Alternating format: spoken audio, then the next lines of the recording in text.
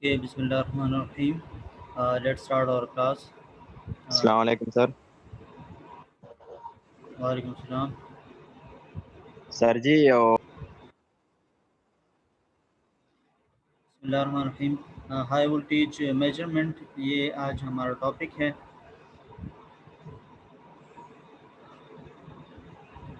अच्छा, जितने भी हाई वोल्टेज यानी वोल्टेज की कैटेगरीज हैं, लो वोल्टेज है, हाई वोल्टेज है, फिर इस तरह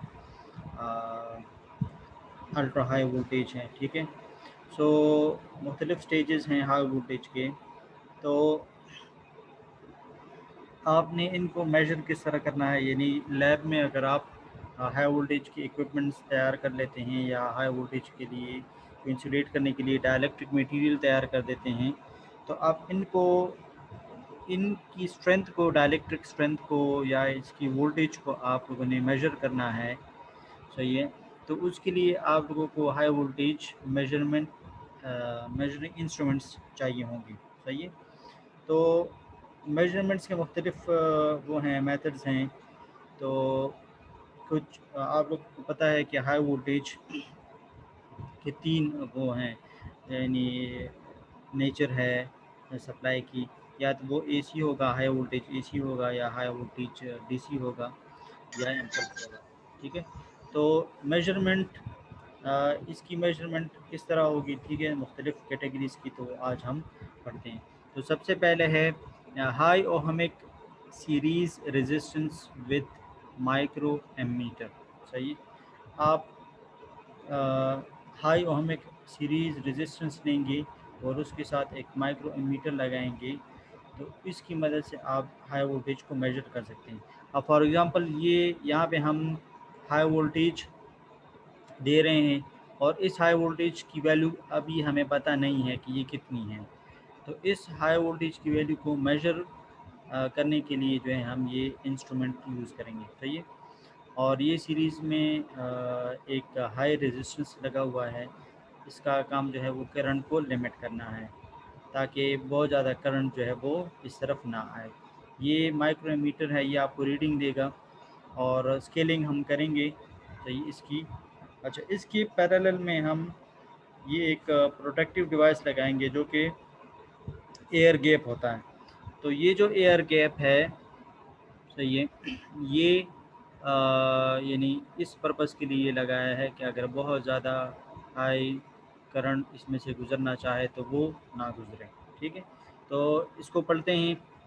ये यहाँ पे लिखा है, high DC voltages are usually measured by connecting a very high resistance means mega ohm in series with micrometer. ये इसकी कंस्ट्रक्शन है, इसकी अरेंजमेंट ये है कि आपने हाई रेजिस्टेंस को सीरीज़ में लगाना है विद माइक्रो एमीटर। अच्छा, अब इसकी वैल्यू को हम किस तरह मेजर करेंगे? सिंपल ओहम लॉ की मदद से हम इसको मेजर करेंगे। तो आगे जाके ये पढ़ते हैं, the current I flowing through the large calibrated resistance R is measured by removing coil microammeter। सही है, आपको पता है कि जो मीटर लगे हुए होते हैं, अगर हम बहुत ज़्यादा हाई वोल्टेज को या हाई एम्पेयर्स को मेजर करना भी चाहें तो ये उसको नहीं कर सकता। ठीक है, तो इसके लिए हम स्केलिंग करते हैं। हम ये कहते हैं कि फॉर एग्ज़ाम्पल अगर वहाँ से 1 एम्पेयर करंट आ रहा है, तो हम यहाँ पे इसको यानी रिड्यूस कर लेते हैं 1 मिली एम्पेयर या 1 माइक्रो एम्पेयर। तो हम इसको 1 माइक्रो एम्पेयर देंगे, मगर जो डिस्प्ले होगा वो 1 एम्पेयर को ही क्लिक करेगा, नीडल 1 एम्पेयर पे ही होगी। ये कैलिब्रेशन इस प्रोसेस को कहते हैं। ये आप लोग ऑलरेडी पढ़ चुके हैं। सही, अच्छा, सो ये देखें, आई करंट जो है वो यहाँ से फ्लो हो रहा है, ये आई करंट है। ठीक है, और आर, तो इन दोनों की मल्टीप्लिकेशन से ये वोल्टेज आपको मिल जाएगा। सही, अच्छा, voltage drop in the meter is negligible. आपने इसकी वोल्टेज ड्रॉप को नेग्लिजिबल करना है। सारा का सारा वोल्टेज ड्रॉप हम इसके थ्रू फाइंड कर रहे हैं। अगर इसकी रेजिस्टेंस भी आप कंसिडर करेंगे तो फिर ये रीडिंग में गलती आएगी। सही, फिर एक्यूरेट रीडिंग नहीं होगी वोल्टेज की। A protective device like a paper gap, an ion glow tube or a Zener diode is connected across the meter as a protection against high voltage. ये देखें, या तो ये पेपर गैप हो सकता है, सही है, या जो है ग्लो ट्यूब, यानी एक ट्यूब आप लगा दें नियॉन का बना हुआ, ठीक है, नियॉन आपको पता है नोबल गैस है, और जीना डायोड भी आप लगा सकते हैं। ये सिर्फ इसकी प्रोटेक्शन के लिए है ताकि हाई वोल्टेज इसको यानी ख़राब ना कर सकें। ठीक, the resistance is constructed from many wire wound resistors in series, and the ohmic value of the series resistance R is chosen such that a current of 1 to 10 microampere is allowed for full scale deflection. ये कह रहे हैं कि जो resistance है ये बहुत ज़्यादा जो वो हैं वायर है उसको वाउंड करके, ताकि इसकी रेजिस्टेंस बहुत ज़्यादा हो जाए, यानी एक दफ़ा, ठीक है, फिर दूसरी दफ़ा इस तरह वाउंड किया, फिर तीसरी दफ़ा, फिर चौथी दफ़ा इस तरह, तो ये बहुत ज़्यादा वाउंड करेंगे तो इसकी रेजिस्टेंस बहुत ज़्यादा हाई हो जाएगी। सही।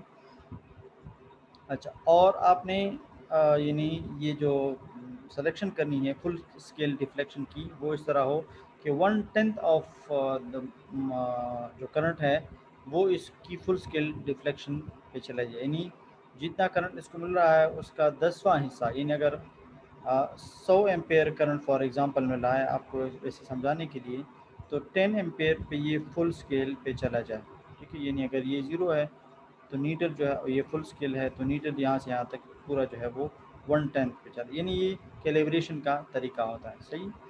The resistance is designed corona free. अच्छा, ओहमिक वैल्यू का मतलब है जो कि ओहमिक दैट ओबेज ओहम ला, ठीक है, यानी जो ओहम ला को ओबे कर सके। बाज़ रेजिस्टेंस इस तरह होती हैं जो कि नॉन ओहमिक होती हैं, ये यानी वो ओहम ला को ओबे नहीं करती। ओहम ला को ओबे करने का मतलब ये है कि मैं अगर वोल्टेज बढ़ाऊंगा तो करंट भी साथ में बढ़ेगा और ये लीनियरली बढ़ेगा, ठीक है, यानी ये जो स्लोप होगा ये लीनियर होगा, ठीक है। जो नॉन ओहमिक होती हैं वो अक्सर इस तरह हो जाती हैं। सही। एक स्टेज आता है कि मैं थोड़ा सा भी वोल्टेज बढ़ा दूँ तो करंट बहुत ज़्यादा बढ़ जाता है, ये नॉन ओहमिक होता है, तो आपने ओहमिक वो लेना है। सही। अच्छा, the resistance is designed corona free and the material for the resistive element is usually a carbon alloy। ये जो रेजिस्टेंस आप लोग डिज़ाइन करेंगे तो ये कोरोना फ्री होना चाहिए, यानी इसमें कोरोना लॉसेस ना हो, ठीक है, और ये अमूमन किस चीज़ से बना हुआ होता है, ये कार्बन एलाय से, ठीक है। एलाय आपको पता है मुख्तलिफ मेटल्स मिल के तो एलाय बनाते हैं, ठीक है, तो मेटल्स की जो मिक्सचर है इसके एलाय कहते हैं। अच्छा, series resistance meter are build for 500 kV DC with accuracy better than 0.2%। इसकी जो एक्यूरेसी होती है वो बहुत ही कम होती है, ठीक है, और अमूमन ये इतने DC को मेजर करने तक के लिए इस्तेमाल हो सकता है, यानी 0.5 मेगा वोल्ट मगर DC के लिए, ठीक है।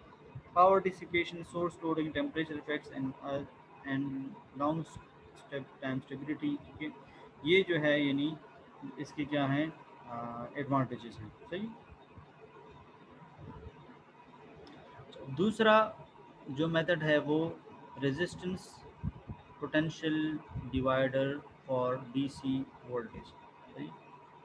तो ये जो है हमारा दूसरा मेथड है। सही। ये भी मेजरमेंट का तरीका है और इसमें हम क्या करेंगे कि पोटेंशियल डिवाइडर सर्किट यूज़ करेंगे, यानी जिस जहाँ पे वोल्टेज डिवाइड होता हो, सही, उसको पोटेंशियल डिवाइडर सर्किट, पोटेंशियल आपको पता है वोल्टेज को कहते हैं, तो जिधर वोल्टेज डिवाइड हो रहा है तो उस पे आपको पता है वोल्टेज डिवाइडर रूल हम अप्लाई करते हैं, तो इसकी मदद से जो है यानी हम क्या करेंगे वोल्टेज को मेजर करेंगे। तो पिछले में हमने सिर्फ ओहम लॉ के ज़रिए वोल्टेज को मेजर किया था, यहाँ पे हम जो है वोल्टेज डिवाइडर रूल की मदद से वोल्टेज को मेजर करेंगे। अच्छा, इसकी फीचर्स क्या है, सिंपल इन कंस्ट्रक्शन है, सिंपल कंस्ट्रक्शन है। ये देखिए ये यहाँ वहाँ पे सिर्फ एक रेजिस्टेंस था, यहाँ पे दो हैं, R1 भी है और R2 भी है, ठीक है?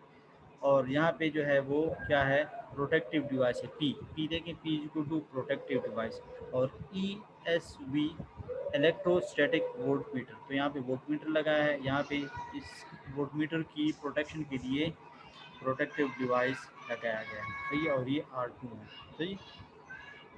अच्छा, तो simple in construction, less space requirement, less weight and easy portability.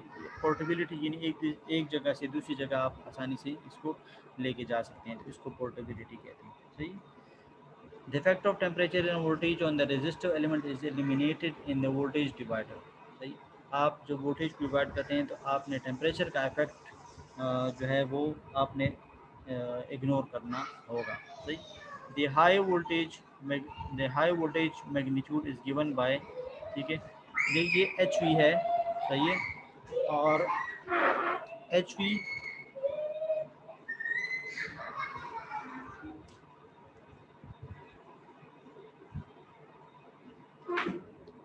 इस एच वी को हम मेजर करेंगे, ठीक है। तो V2, सही, इसके अक्रॉस वोल्टेज अगर मैं फाइंड करना चाहूँ तो V2 is equal to R2, यानी इसका रेजिस्टेंस डिवाइडेड बाय, इन दोनों ये सीरीज़ में है क्योंकि यहाँ पे तो करंट जाएगा नहीं, ठीक है, तो ये सीरीज़ में है।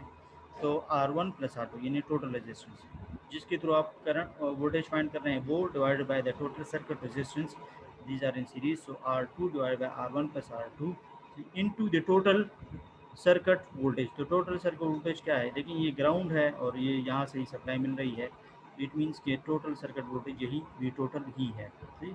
तो ये हमने किसकी वोल्टेज, हमने वोल्टेज फाइंड की अक्रॉस दिस R2। तो V2 is equal to H V ये voltage into R2 divide by R1 plus R2। ये रेजिस्टेंसेज आपको नोन होंगे, ठीक है। इससे हम चूँकि हम एच वी को इस ये वोल्टेज हम फाइंड करना चाहते हैं, तो इसको देखें, अब फाइंड करेंगे तो H V is equal to, अब ये जो है वो यहाँ पे मल्टीप्लाई हो जाएगा V2 के साथ, R1 plus R2 into V2 divided by R2, ये नीचे डिवाइड हो जाएगा, तो एच वी अकेले रह जाएगा। तो H V is equal to R1 plus R2 divide by R2 into V2, सही। Where V2 is the DC voltage drop across R2।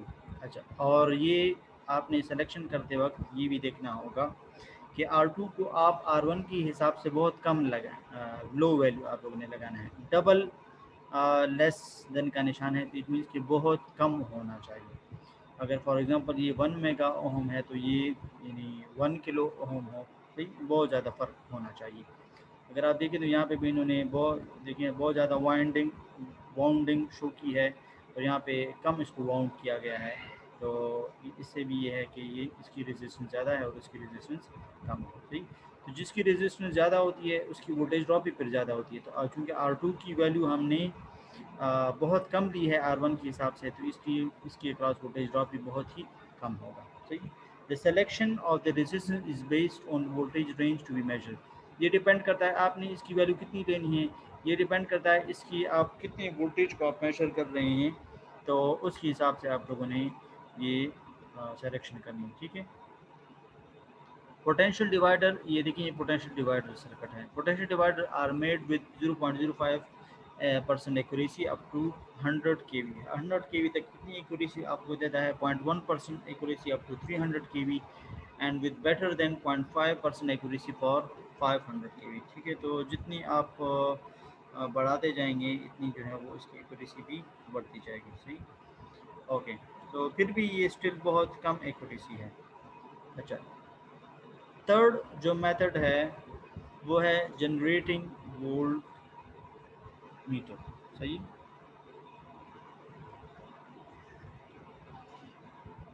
तो generating volt meter, this is the third method using for the measurement of high voltages.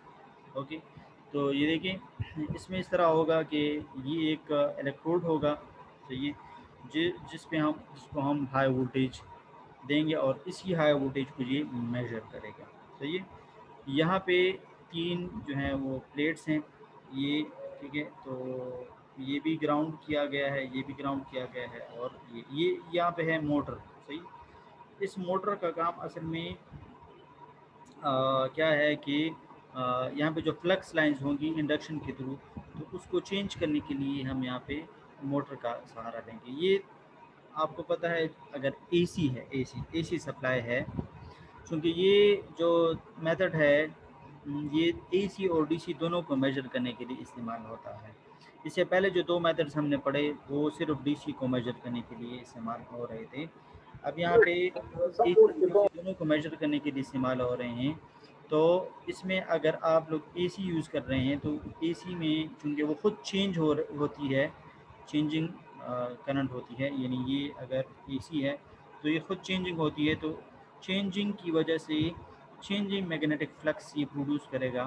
सही, तो इसकी वजह से EMF produce होगा, changing flux produce होगा और जिसकी वजह से ईएमएफ प्रोड्यूस होगा। ठीक है।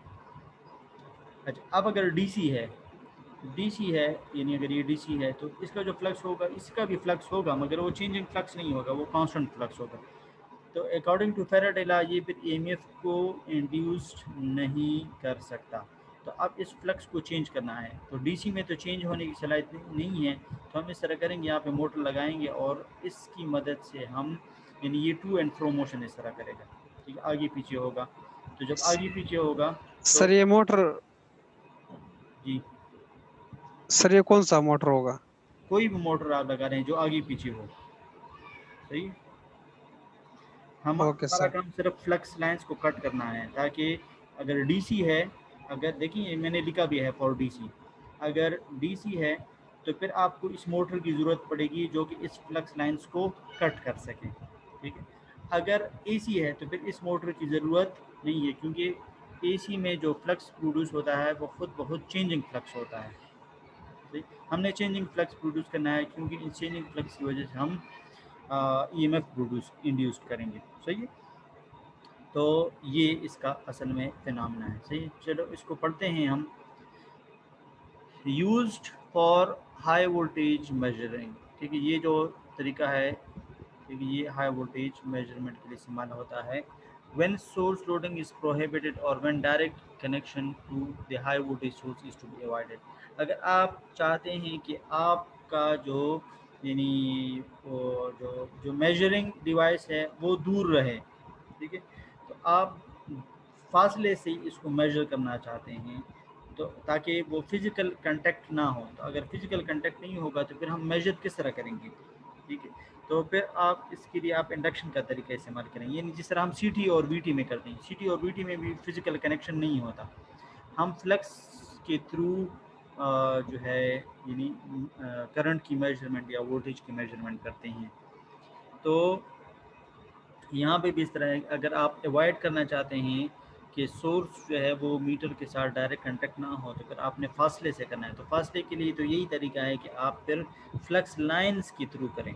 सही, so it is variable capacitor, ई electrostatic voltmeter, volt generator which generates current proportional to the applied external voltage. आपको पता है जितना एक्सटर्नल वोल्टेज जो है वो बढ़ेगा, इतना जो है वो करंट भी उसके साथ हाई प्रोड्यूस होगा। ठीक, greater is the voltage applied, greater will be the current produce. ठीक है, which generates current proportional to the applied external voltage and it provides loss free measurement of DC and AC। तो हम assume करेंगे कि इसमें जो losses हैं, यानी जो फ्लक्स लाइंस हैं वो इधर उधर नहीं जा रहे हैं, बल्कि सारे के सारे इन पे पड़ रही हैं। ठीक है, हम सारे के सारे फ्लक्स लाइंस कैच कर रहे हैं। The device is driven by an external synchronous or constant speed motor।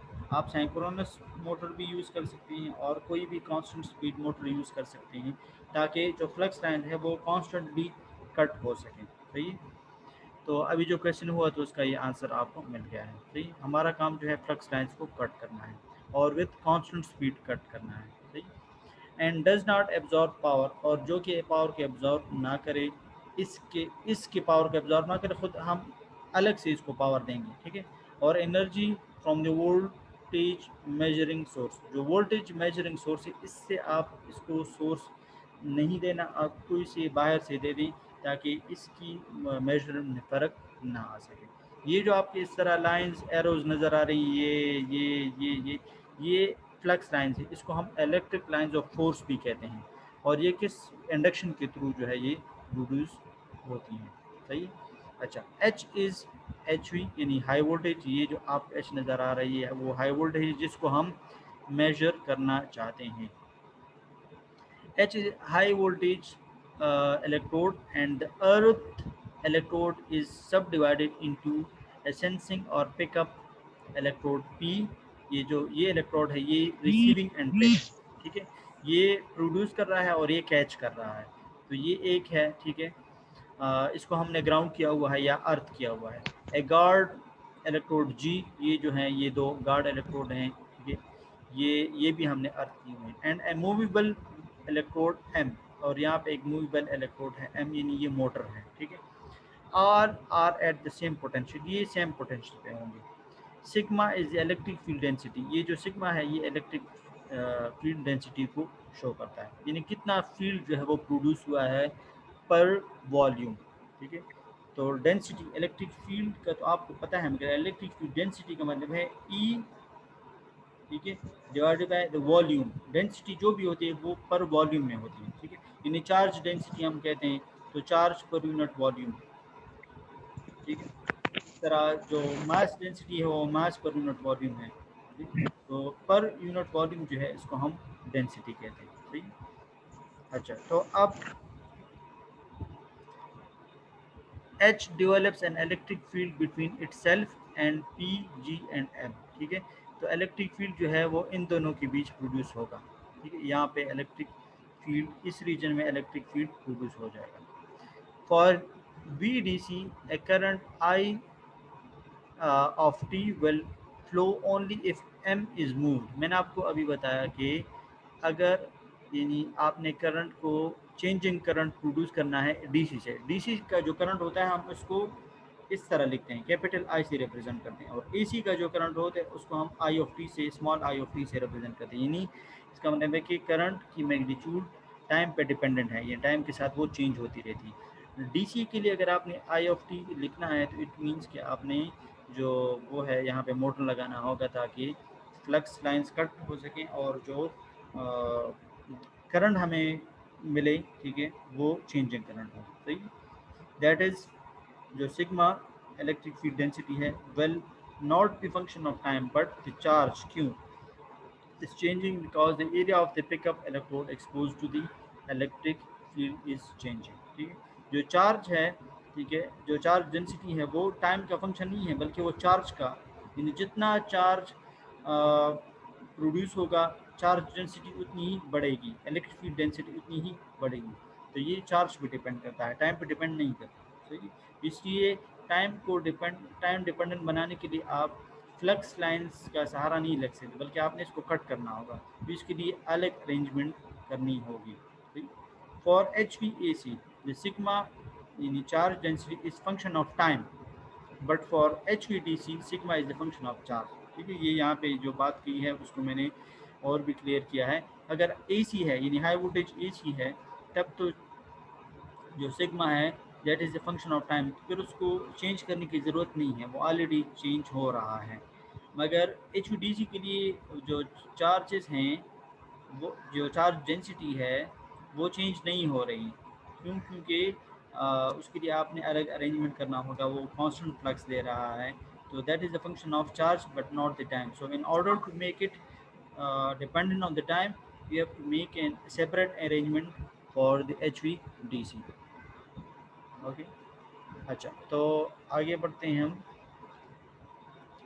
ये देखिए the HV electrode and the grounded electrode has a capacitance in between and it is a function of the time as the area varies with time। आपको पता है जब भी कोई charge body हो और दूसरी साइड पे उसकी अर्थ हो, ठीक है, या न्यूट्रल हो, तो उन दोनों के बीच कैपेसिटर इफेक्ट प्रोड्यूस होता है। ये आप लोगों ने ट्रांसमिशन लाइन में भी पढ़ा होगा, ठीक है, कि ये ट्रांसमिशन लाइन है, तो ये और ये ज़मीन है, अर्थ है, ठीक है। तो इन दोनों के बीच हाँ वो कैपेसिटिव इफेक्ट प्रोड्यूस होता है, सही है। तो जो मीडियम ट्रांसमिशन लाइन है या हाई ट्रांसमिशन लाइन है उसमें हम इस कैपेसिटिव इफेक्ट को इग्नोर नहीं कर सकते क्योंकि ये कैपेसिटिव इफेक्ट बहुत ज़्यादा होता है, जबकि लो ट्रांसमिशन लाइन जो हैं तो इसमें फिर हम इसको नेगलेक्ट कर सकते हैं क्योंकि वो बहुत कम होता है। सही। तो कहने का मकसद ये है कि जब भी इस तरह चार्ज बॉडी हो और उसके साथ वो, यानी आप लोगों ने स्ट्रिंग एफिशिएंसी में भी पढ़ा होगा कि जो इंसुलेटर्स हैं, ठीक है, और इसके जो सपोर्ट है, इन दोनों के बीच भी कैपेसिटिव इफेक्ट होता है। और क्या जो इंसुलेटर्स हैं इनके आपस के डिस्क में भी कैपेसिटिव इफेक्ट होता है, ठीक है ना। तो जब भी इस तरह का पोटेंशियल डिफरेंस होगा, कैपेसिटिव इफेक्ट जो है वो प्रोड्यूस होगा। यहाँ पे भी इस तरह है कि ऊपर जो एच वो है इलेक्ट्रोड है और ये नीचे अर्थ है, तो इन दोनों इलेक्ट्रोड्स के बीच कैपेसिटिव इफेक्ट प्रोड्यूस होगा, ठीक है। और कैपेसिटेंस जो है आपको पता है वो किस चीज़ पे डिपेंड करता है, वो एरिया पे डिपेंड करता है, डिस्टेंस पे डिपेंड करता है, और dielectric medium between the two plates उस पर डिपेंड करता है, ठीक है। सो जो कैपेसिटिव, जो the charge stored in the capacitor of the capacitance, इस जो चार्ज स्टोरेज का फार्मूला है वो Q is equal to CV है। If the capacitance of the capacitor varies with time, अगर जो कैपेसिटर है उसकी कैपेसिटेंस टाइम के साथ वेरी हो रही है, when connected to the source of the voltage V, the current to the capacitor will be I। Changing current के लिए जो है I, आपको पता है I की डिफिनीशन क्या है, rate of change of the charge, यानी DQ डिवाइडेड बाई DT। जब चार्जेस चेंज होते हैं टाइम के साथ तो इसको हम करंट कहते हैं, ठीक है। So Q is equal to CV है, तो Q के बजाय आप CV लिख दें, तो देखें Q is equal to CV यानी D बाय, अच्छा यहाँ पे आप प्रोडक्ट रूल आपने अप्लाई करना होगा। देखिए D divided by DT of C और V, यानी ये डेरिवेटिव C पे के साथ भी है और D के साथ भी है, तो ये दोनों का प्रोडक्ट रूल, जिस तरह आप D by DT of XY करते थे, ठीक है, D by DX of XY, तो आप किस तरह करते थे कि आप इसको एक को बाहर कर देते थे, एक दूसरे की डेरिवेटिव ले लेते थे, फिर प्लस लिखते थे, और फिर दूसरे को बाहर करते थे और पहले वाले की डेरिवेटिव ले लेते थे। यहाँ पे भी वही है कि D by D T of C V है, तो पहले आप वी को बाहर करते हैं, सी की डेरिवेटिव ले लें, या इसको भी पहले कर सकते हैं क्योंकि बीच में प्लस है, प्लस सी को बाहर कर दें और फिर वी की डेरिवेटिव ले लें, सही। तो product root of the derivative. अच्छा, for D C voltage D V divide by D T is equal to zero, आपको पता है जो वो है वो टाइम के साथ चेंज नहीं होता, ठीक है। तो ये फिर होगा, क्या होगा, ये वाला ज़ीरो होगा। ये सिर्फ डी सी के लिए, ए सी के लिए नहीं, ठीक है। तो ये बात आप जहन नशीन हो। अच्छा, for D C this is equal to zero. अच्छा, I is equal to D Q divide by D T is equal to, ये रह जाएगा वी, तो ये वाला सिर्फ रह जाएगा क्योंकि ये दूसरा वाला DC के लिए ज़ीरो हो जाएगा, ठीक। If the capacitance varies between the limits C0 and C0 plus CM, अगर, अच्छा अब हमने कहा कि कैपेसिटेंस चेंज हो रहा है टाइम के साथ, तो चेंज अगर होगा तो उसकी कम से कम वैल्यू कितनी होगी और ज़्यादा से ज़्यादा वैल्यू कितनी होगी, तो कम से कम वैल्यू ये होगी और ज़्यादा से ज़्यादा वैल्यू ये होगी, ठीक है। CM इज द यानी चेंजिंग ऑफ द कैपेसिटेंस, ठीक है। और ये जो है यानी ये मिनिमम वैल्यू है, CM कोई भी कांस्टेंट वैल्यू ले लें तो उस तक ये जो है जाएगी, ठीक है। अगर ये माइक्रो है, 1 माइक्रो है, तो ये कम से कम ये हो जाएगी, और ये 1 माइक्रो प्लस 10 है, ठीक है, तो ये इतने तक चली जाएगी, सही। अच्छा, C चेंजिंग है तो C equal to C0 plus CM sine omega T. Periodic function आपको पता है कि पेरियोडिक का क्या होता है, पेरियोडिक उसको आप फोरियर सीरीज़ के फॉर्म में अगर लिखेंगे तो उसमें DC टर्म भी होता है और AC टर्म भी होता है, ठीक है। पेरियोडिक फंक्शन जब आप उसको एक्सपेंड करते हैं पेरियोडिक फंक्शन को, तो उसमें कांस्टेंट टर्म भी होता है और साइनोसाइडल टर्म भी होता है, ये आप लोगों को पता है, सही। फोरियर सीरीज में आप लोगों ने पढ़ा होगा। तो ये वो कांस्टेंट वाला टर्म है DC टर्म, और ये जो है वो पेरियोडिक टर्म है, सही। अप्लाइंग, आफ्टर अप्लाइंग डेरिवेटिव, आप डेरिवेटिव अप्लाई करें तो I is equal to I M cos omega T, सही है। जब आप इसका डेरिवेटिव लेंगे तो इसका डेरिवेटिव होगा, इसका तो डेरिवेटिव कांस्टेंट है तो इसका तो डेरिवेटिव ज़ीरो हो जाएगा, और इसका जो डेरिवेटिव होगा वो साइन का डेरिवेटिव क्या आता है, कॉस आता है, ठीक है। यानी ये वाली C वैल्यू लें और इधर पुट कर लें, तो जब इधर पुट करेंगे तो यहाँ पे D बाई डी टी है ना, तो D बाई डी टी है तो जाहिर बात है फिर C का आपने डेरिवेटिव लेना होगा। देखिए यहाँ पे ये हम यही इसको हम कंटिन्यू करें, I, ठीक है, I is equal to D Q by D T, Q की वैल्यू यहाँ से हमने पुट कर दी थी, ये वाला ज़ीरो हो गया था, ये यहाँ पे पुट हमने किया है, सही।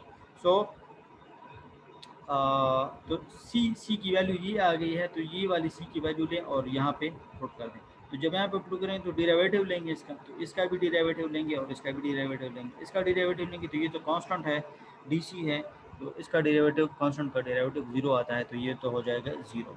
और इसको हम जो है, अच्छा इसका डेरिवेटिव लेंगे तो ये क्या हो जाएगा, ये कॉज हो जाएगा, ठीक है। तो ये कॉज हो जाएगा, तो ये आ जाएगा कॉस, ठीक है।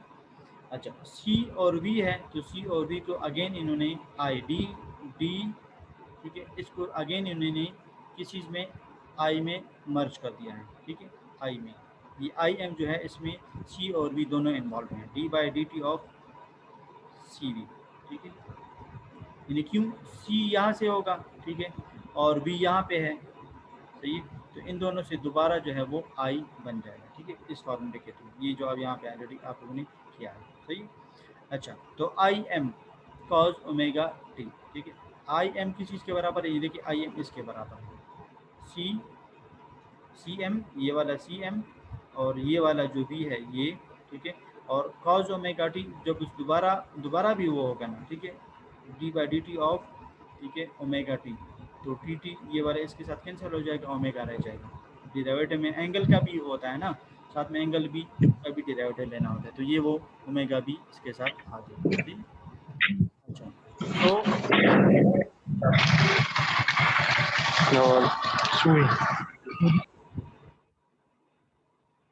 अच्छा सो आई, अगर आपने आर एम एस की वैल्यू फाइंड करनी है तो आई आर एम एस जो है वो C V C M omega divided by under root 2। ये अगर पीक वैल्यू है तो पीक मैक्सिमम वैल्यू है, तो इससे peak R M S value किस तरह बनाएंगे, डिवाइडेड बाई अंडर रूट 2 कर देंगे। For a constant regular frequency to the current is proportional to the applied voltage and the generated current is rectified and measured by the moving coil meter। अच्छा अब ये कह रहे हैं कि ये करंट एक दफ़ा आपके पास आ जाए, ठीक है, तो आपके पास वोल्टेज भी आ जाएगा। उसकी वजह ये है कि ये दोनों डायरेक्ट प्रोपोर्शन हैं, जितना जो है वो करंट बढ़ेगा उतना जो है इट मीन्स कि वोल्टेज भी ज़्यादा, यानी अप्लाइड वोल्टेज जितना ज़्यादा होगा उतना जो है वो आरएमएस की वैल्यू भी ज़्यादा होगी, सही। तो इसके थ्रू आप ये फाइंड कर सकते हैं। अच्छा ये तो था उसके लिए, डीसी के लिए, ठीक है। और यहाँ पे देखें, ये और भी आपको क्लियर हो जाएगा। ये जो कर्व है, ठीक है, ये वाला, ये वी ऑफ टी के लिए है, सही। और ये जो कर्व है ये सी एम के लिए है, ठीक है। कैपेसिटेंस भी चेंज हो रहा है, ठीक है, देखिए नहीं है यहाँ पे फेराडिक मैंने लिखा है, देखिए ये फेराडिक है, तो इट मीन्स कि ये चेंज हो रहा है, सही। So generating voltmeter can be used for AC voltage measurement also provided the angular frequency omega is the same or equal to the half that of the supply frequency। अच्छा आप ये चीज़ आप लोगों ने मद्देनज़र रखनी होगी कि जो एक सप्लाई उसकी फ्रीक्वेंसी है, ठीक है, और एक कैपेसिटर की एंगुलर फ्रीक्वेंसी है। तो जो कैपेसिटर की एंगुलर फ्रीक्वेंसी है इट मस्ट बी सेम और equal to half of that supply frequency. जो एसी सप्लाई है उसके ये हाफ से कम नहीं होना चाहिए, यानी इक्वल हो या वो हो 3/4 हो तब भी ठीक है, 2/4 हो तब भी सही है, मगर इससे कम ना हो, सही। तो ये देखिए ये वो अरेंजमेंट है सिंक्रोनस मोटर की, ये जो है, ठीक है, ये इसके साथ कनेक्ट है और ये आगे पीछे इस तरह होगा। तो इन दोनों के D1 का ये ऊपर पोर्शन और नीचे पोर्शन, इस तरह D2 का ऊपर पोर्शन और नीचे पोर्शन, ये जो है इसके बीच फ्लक्स लाइंस प्रोड्यूस होंगी। ये फ्लक्स लाइंस को ये मोटर कट करेगा, यानी ये इसका एक रॉड लगा हुआ है जो कि इसको कट कर रहा है। तो जब ये कट करेगा तो यहाँ पे हमें वो जो फ्लक्स लाइंस प्रोड्यूस होंगी वो चेंजिंग फ्लक्स लाइंस होंगी और हम यहाँ पे इसकी रीडिंग ले लेंगे। आरएमएस की रीडिंग हम यहाँ पे कैलकुलेट करेंगे, सही है। अच्छा सो ये यहाँ पे वही बात बताइए कि जो सप्लाई फ्रीक्वेंसी है it must be equal to twice the frequency of the capacitor, या आप ये बताएं कि F C is equal to 1/2 of the supply frequency, ठीक है। अच्छा जो सिंक्रोनस मोटर है उसकी फ्रीक्वेंसी होती है 60 डिवाइडेड बाय एन। सो आप ये वैल्यू इधर पुट करें तो n डिवाइडेड बाय ये 2 है, ठीक है, इसको यहाँ पे पुट करें तो डिवाइड हो जाएगा, तो n डिवाइडेड बाय 30 आ जाएगा, CMV ऑफ T। सही है सर वॉइस ठीक नहीं आ रही है सर। जी जी। अच्छा, so the high voltage electrode is connected to the disc 3। देखिए ये डिस्क 3 के साथ कनेक्ट है, which is kept at a fixed distance on sir the voice की मसला राजी, वॉइस की। वॉइस मसला। हाँ जी वॉइस सर, मसला टूल तरह कटकी की आवाज रकट देता था। टूल उधर सर SMS को। जब शुदा लिंक असम खत्मी की ना बल लिंक बेहतर लेगा मुझे। Okay sir, okay sir. तो देखिए अटेंडेंस वाला मांगा बल लिंक था।